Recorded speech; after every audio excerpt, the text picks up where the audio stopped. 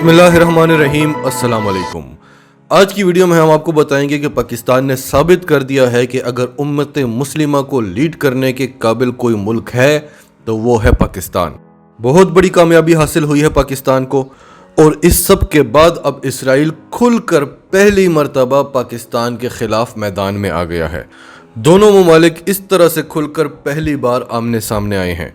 और फिर आपको बताएंगे कि पाकिस्तानी अफवाज भी मिस्र पहुंच चुकी हैं और अब इसराइल पाकिस्तान को बाकायदा तोड़ने की धमकियां दे रहा है।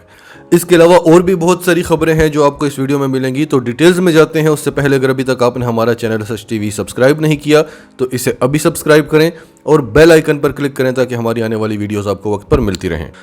सबसे पहली खबर है कि Israel still on fire over Pakistan's aggressive successful diplomacy on Palestine, यानी इसराइल की दुम को आग लग गई है पाकिस्तान की एग्रेसिव और कामयाब सफारतकारी जो पाकिस्तान ने फ़लस्तीन पर की है उसे देखकर।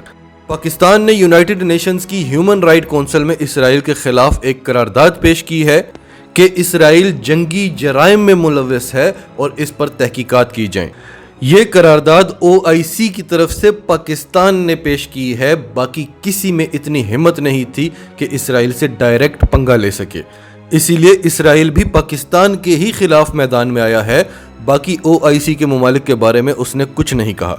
24 ममालिक ने पाकिस्तान के हक में वोट दिया, 9 ममालिक ने पाकिस्तान के खिलाफ वोट दिया और 14 ममालिक जिनमें भारत भी शामिल था जो मुनाफिक थे उन्होंने वोटिंग ही नहीं की, ताकि ना तो इसराइल नाराज हो और ना ही फ़लस्तीन ना ही अरब ममालिक नाराज हों। यूनाइटेड नेशंस ने यह करारदाद मंजूर कर ली है और यकीन दहानी कराई है कि 11 रोज़ा ये जो जंग लड़ी गई है इसकी मुनसिफाना तहकीकात की जाएंगी, और अगर मुनसिफाना तहकीकात हुई वाकई में तो इसराइल को जंगी जराइम का मुजरिम करार दे दिया जाएगा, इसराइल को दहशतगर्द स्टेट करार दे दिया जाएगा। लेकिन अगर तहकीकात मुनसिफाना हो, क्योंकि इसराइल ने तो मारा है फ़लस्तीनियों को, बच्चों को, औरतों को, उनकी रिहायशी इमारतें गिराई हैं, तो अगर तहकीकात मुनसिफाना होती हैं तो इसराइल के लिए तो बहुत बुरा वक्त आने वाला है। और फिर पाकिस्तान और तुर्की को ये हक हासिल होगा कि वो इसराइल के खिलाफ इंटरनेशनल प्रोटेक्शन फोर्स बनाएं। फिर पाकिस्तान को ये करने से कोई नहीं रोक सकेगा। और सिर्फ पाकिस्तान ही नहीं, पूरी दुनिया में इसराइल के खिलाफ मुजाहिरे हो रहे हैं। लेकिन इन तमाम ममालिक में एक आयरलैंड वो वाहिद गैर मुस्लिम मुल्क है जहां पर सरकारी तौर पर इसराइल के खिलाफ करारदाद पेश हुई आयरलैंड की पार्लियामेंट में, और वो करारदाद मंजूर हुई है। और आयरलैंड के पार्लियामेंटेरियंस ने मुतालबा किया है कि इसराइली सफ़ीर को आयरलैंड से निकाल दिया जाए। बहरहाल पाकिस्तान ने यूनाइटेड नेशंस का शुक्रिया अदा किया है और उन 24 ममालिक का भी शुक्रिया अदा किया है जिन्होंने पाकिस्तान के हक में वोट किया। और सबसे बड़ी बात यह है कि अमेरिका ने इस करारदाद को वीटो नहीं किया। इसराइल के खिलाफ अक़वाम मुत्तहिदा आज तक इसलिए कुछ नहीं कर सका कि अमेरिका वीटो कर देता था। इस बार रूस और चीन ज़्यादा पावर में नजर आए। अब सवाल यह है कि अमेरिका ने वीटो क्यों नहीं किया। हो सकता है पाकिस्तान खुश हो जाए और पाकिस्तान अमेरिका को अड्डे दे दे, क्योंकि अमेरिका ये तस्लीम कर चुका है कि पाकिस्तान हमें अड्डे नहीं दे रहा और ना ही वस्त एशियाई रियासतें हमें अड्डे दे रही हैं। हमने मुतालबा किया है, हमने मुज़ाकरात भी किए हैं, हमने दबाव भी डाला है, हमने मिन्नत समाजत भी की है। ये न्यूयॉर्क टाइम्स ने लिखा है, हम नहीं कह रहे। लेकिन इमरान खान नहीं मानता और कुरैशी साहब ने कह दिया है कि जब तक इमरान खान है आप भूल जाएं कि आपको पाकिस्तान अपनी ज़मीन इस्तेमाल करने की इजाज़त देगा। तो अमेरिका ने तो ये एक्सेप्ट कर लिया है कि पाकिस्तान अड्डे नहीं दे रहा, लेकिन हमारे मुल्क में मरियम नवाज को, मौलाना फजलुर रहमान को, इन लोगों को यकीन नहीं आ रहा, बिलावल भुट्टो को भी यकीन नहीं आ रहा कि अमेरिका को कैसे इनकार किया जा सकता है। तारीख बदल गई है, दुनिया का कानून बदल गया है। ऐसा कैसे हो सकता है कि पाकिस्तानी वज़ीर आज़म अमेरिका को इनकार कर दे? वज़ीर आज़म तो क्या, शाह महमूद कुरैशी भी इनकार कर रहा है।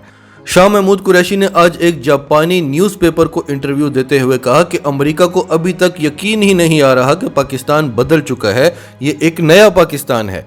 इसलिए उन्होंने अपनी तरफ से कह दिया था कि पाकिस्तान हमें अड्डे दे देगा। अमेरिका तो उस पाकिस्तान को जानता है जिसके बारे में वो कहा करता था कि ये तो पैसे के लिए अपनी माँ भी बेच देते हैं। बहुत बुरा लगा था हमें। पाकिस्तान को मफादात देने की कोई ज़रूरत नहीं है, पाकिस्तान से फ़ायदे लो, पाकिस्तान का जो सियासतदान है उससे मफादात दो। اور جو بائیڈن کو یہ بتا دیا گیا تھا کہ عمران خان ان چیزوں میں نہیں آنے والا، وہ اپنی نہیں وہ پاکستان کی بات کرتا ہے، تو جو بائیڈن ایڈمنسٹریشن نے شروع سے پالیسی بنائی تھی کہ ہم ملٹری قیادت کے ساتھ بات کریں گے، ان کو یہ پتا نہیں تھا کہ باجوہ تو عمران خان سے بھی دو ہاتھ آگے ہے۔ ان کو لنڈن میں فلیٹس نہیں چاہیے، ان کو سوئٹزرلینڈ میں اکاؤنٹس نہیں چاہیے، یہ پاکستان کو لنڈن بنانا چاہتے ہیں۔ شاہ محمود قریشی نے جو سب سے بڑی بات کیا جاپانی نیوز پیپر کو انٹرویو دیتے ہوئے، انہوں نے کہا کہ پاکستان امریکہ کی ضرورت ہے، امریکہ کو اس چیز کا خیال رکھنا چاہیے۔ امریکہ پاکستان کی ضرورت نہیں ہے، پاکستان امریکہ کی ضرورت ہے۔ بہرحال واپس آتے ہیں اسرائیل والے ایشو پر، یہ ذرا امپورٹنٹ اپڈیٹس تھی، یہ بھی آپ کو بتا دیں۔ ایک اور تلوار لٹکا دی ہے پاکستان نے اسرائیل کے سر پہ۔ ہم نے آپ کو بتایا تھا کہ روس نے اپنی ایٹمی تنصیبات شام میں پہنچا دی ہیں۔ روس اپنے نیوکلیئر بامبرز لے کر اسرائیل کے سر پہ بیٹھ گیا ہے۔ چین کہتا ہے میں غزہ کے لوگوں کی مدد کروں گا، وہاں پر ریکنسٹرکشن کروں گا۔ روس تو شام میں آ کے بیٹھا ہے، چین اسرائیل کے اندر گھسنے والا ہے۔ پاکستان نے اپنی فوجیں مصر میں اتار لی ہیں، وہی مصر جس نے اسرائیل اور فلسطین کے مذاکرات کرائے تھے، وہی مصر جس کے صدر سیسی کو کل عمران خان نے ٹیلی فون پر کہا کہ تمہارے اسرائیل کے ساتھ روابط ہیں، ان کو بتا دو کہ جب تک یہ 1967 والے بارڈرز فلسطینیوں کو ان کے حقوق واپس نہیں دیے جاتے تب تک پاکستان آپ کے خلاف لڑتا رہے گا، تب تک پاکستان آپ کا دشمن رہے گا۔ اور یہ عمران خان نے کیوں کہا؟ کیونکہ جو ہی اسرائیل کو پتہ چلا تھا کہ پاکستان نے اور ترکی نے شام اور لبنان سے اڈے مانگ لیے ہیں اسرائیل پر حملہ کرنے کے لیے، تو اسرائیل نے فوری جنگ بندی کا اعلان کر دیا تھا۔ تو اس لیے عمران خان نے کہا کہ یہ مسئلہ یہاں پر ختم نہیں ہوا جب تک آپ اس کا پرماننٹ سلوشن نہیں نکالتے۔ اور پاکستان نے اپنی فوجیں مصر میں اتار لی ہیں، اور اب پاکستانی فوج مصر کی فوج کے ساتھ مل کر اسکائی گارڈینز 1 ایکسرسائزز کر رہی ہیں۔ اور یہ کیوں کر رہی ہیں اور مصر میں کیوں کر رہی ہیں؟ کیونکہ اگر کبھی بھی اسرائیل پر حملہ کرنا پڑتا ہے یا اسرائیل کے حملے کے جواب میں حملہ کرنا پڑتا ہے تو پاکستانی پائلٹس اسرائیل کے جغرافیے سے اچھی طرح سے واقف ہوں۔ اور دوسری ریزن یہ ہے کہ پاکستان اسرائیل کو اسرائیل کے بالکل قریب اس کے سر پر بیٹھ کر اپنی طاقت کا مظاہرہ دکھانا چاہتا ہے۔ ہمارے جانباز پائلٹ جو پوری دنیا میں ہمیشہ اپنا لوہا منواتے رہے ہیں، وہ اب ذرا اسرائیل کو دکھانا چاہتے ہیں۔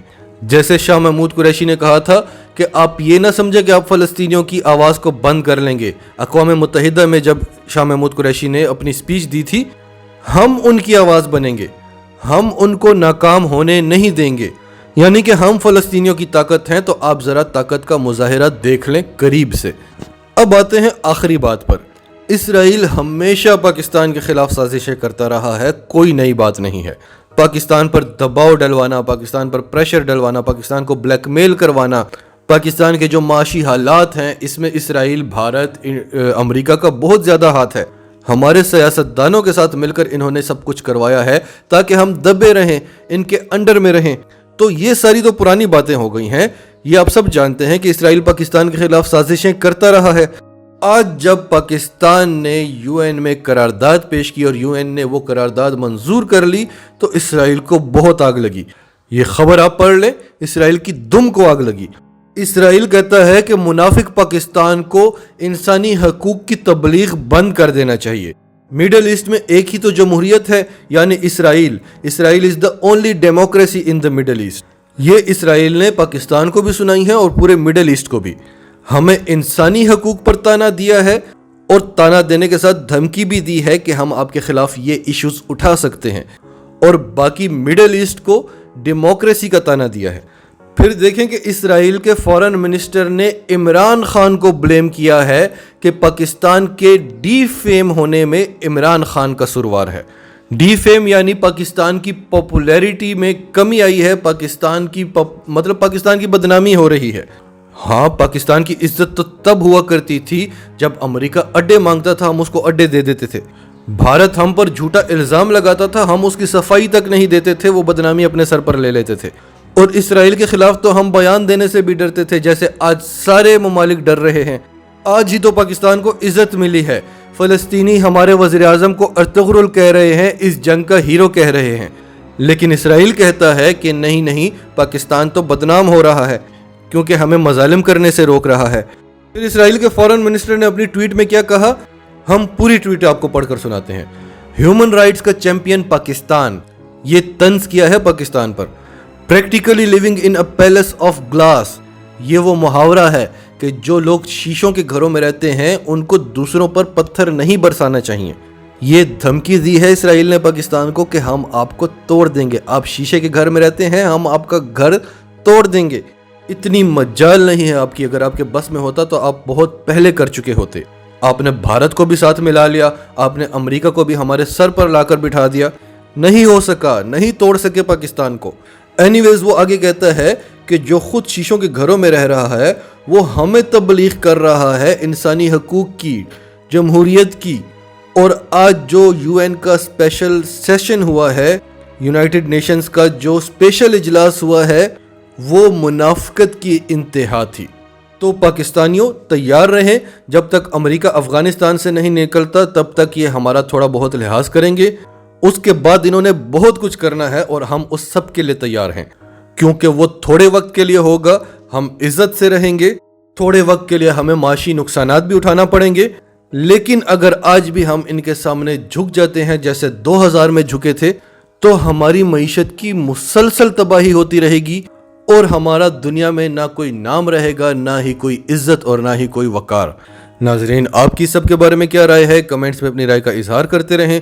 और अगर आप हमारे चैनल पर नए हैं तो अभी सच टीवी को सब्सक्राइब करें, सच टीवी फैमिली का हिस्सा बने। और हमारी वीडियोस पसंद आएँ तो इन्हें लाइक करें, शेयर करें, ताकि ज़्यादा से ज़्यादा लोगों तक ये मैसेजेस पहुँचते रहें।